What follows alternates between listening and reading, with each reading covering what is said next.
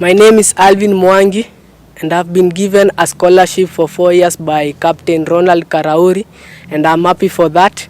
And we bought butter shoots, taffies, and I'm happy for that, and even my uniform for Lenana school. Jina naitwa Mama Alvin Mwangi. Niko na furaha kubwa sana kurudishia Ronald Karauri kwa maana tumekuja kwa ofisi yake, tumepata full scholarship for 4 years.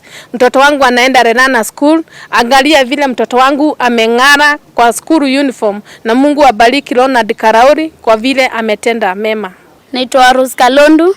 Nimefurahia sana Mheshimiwa Karauri amenipea scholarship ya 4 years.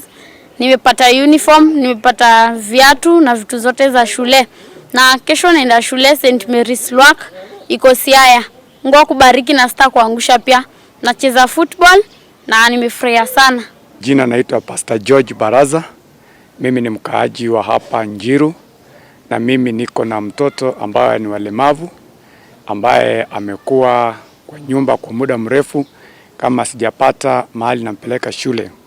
Na mwaka huu alifanikiwa kupata shule pale Thika, pale Joytown Primary School, na mheshimiwa kwa kweli amenisaidia.